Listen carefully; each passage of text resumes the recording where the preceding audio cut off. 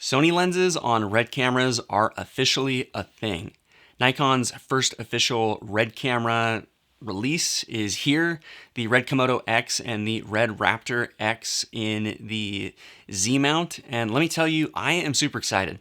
I've got the RED Komodo X in the Z mount here with me. It just came in the mail today. And one of the first things I did was throw some of my Sony lenses on it and test out to see if this is actually a thing. And let me tell you, it is actually a thing. So in today's video, I want to share my way too early first impression on using Sony lenses with this camera, and also just share some of my general thoughts on the release. All right, let's get into it. Well, I can spoil the video for you up front, and the good news is that Sony lenses do in fact work on this camera. You're gonna need an adapter though. I picked up this one from Megadap. It's the one that I think had the most kind of endorsements from people that own RED and maybe even RED themselves, but I had pretty good luck using this adapter with the camera. And for context, I own the Sony 24-70 G Master version 1.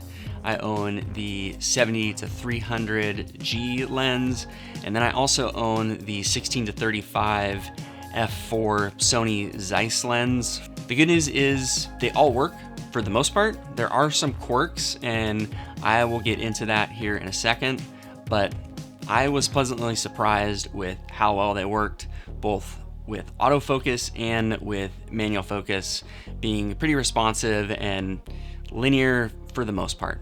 I'll start off with the good news. The 24-70 G Master and the 70-300 G lens worked about as good as I would expect them to on an early release camera like this.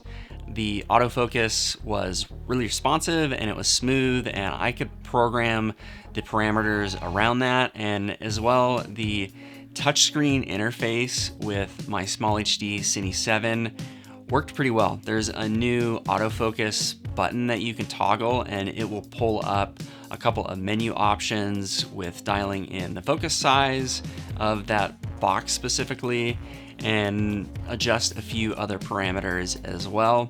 And I would assume this is going to be the same on my Cine 7 as it will on the RED branded monitor. And you can actually tap the screen and move the focus box around when you have that autofocus tab opened up on the monitor. And so that is really nice to be able to see. There doesn't seem to be any object tracking at this time, so I wasn't able to lock it onto like a subject and have it stick like you can on the Sony camera bodies, but the face detection was an option that I could toggle on and off. I don't have a ton of time to do these tests, and so I will have some more in the future with face detection and a few other lenses as well. The manual focus also seemed to be pretty responsive and smooth with both of these lenses, and I was pleasantly surprised. It was a very similar experience to pulling focus manually on the Sony camera bodies. The lenses are definitely focus by wire, and the option for switching from non-linear to a linear mode seemed like it was unavailable. You could only select non-linear, and there wasn't an option that was even grayed out to change it to linear. And so I don't know if this is a limitation with Sony lenses that's we're going to be stuck with, or if in future firmware updates that option is going to be opened up as well. But I would say the responsiveness is very similar to pulling focus on a Sony camera body. Things got a little bit interesting with my 16-35 Sony Zeiss lens, and I think this could be a combination of both the fact that this is a little bit older of a lens, and also it doesn't have a physical switch for going from manual focus to autofocus. The autofocus on this lens specifically worked really well. It worked just as well as the other lenses, but when I disabled the autofocus and tried to pull focus manually on the barrel, it was really hit and miss. There's a couple times where I could get a relatively smooth focus pull, but I would say like 9 times out of 10, it was like almost not usable.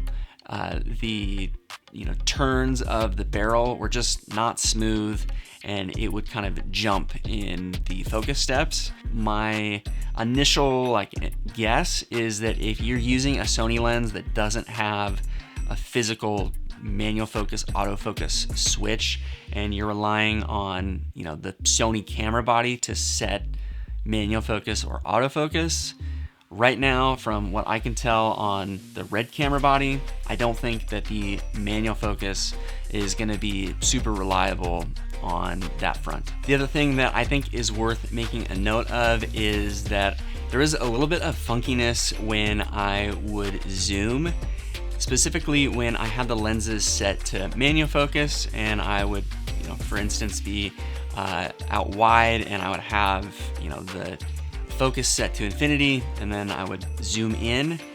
When I got to the end of my zoom, the lens would be back in focus set to infinity where I had it, but it was the in-between of the zooming. It was like the lens didn't know where it was supposed to be set, and so it would just get blurry all of a sudden. And it wasn't like a motion blurry, it was like the lens, freaked out and things got just like blurry because the bokeh got significantly bigger. It didn't matter if it was like a slow zoom or a fast zoom.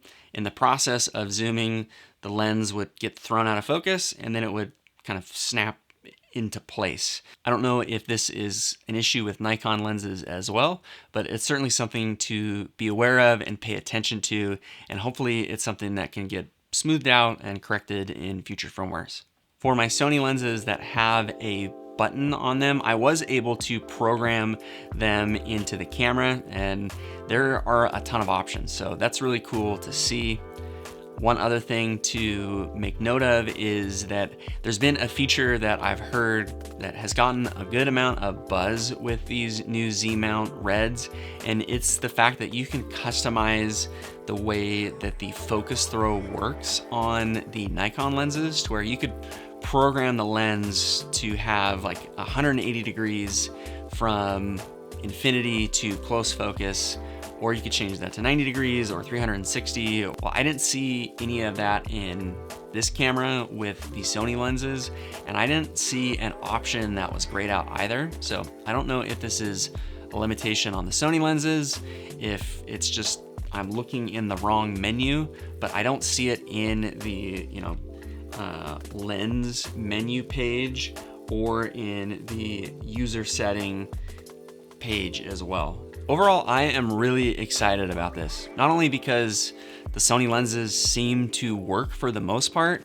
but it also seems like the inclusion of Sony compatibility is something that was intentional on Nikon and Red's part. I don't know that this is the case for sure, but when I connected all three of my Sony lenses and went through the menu tree on this, I was able to pull up on the camera body that it could detect that there was a Sony lens attached. It would tell me which model number of the Sony lens. So it would say 24 to 70 GM, 16 to 35 4, 70 to 300. It recognized all three of those lenses, and it even went in as much detail to tell me the serial number of that lens.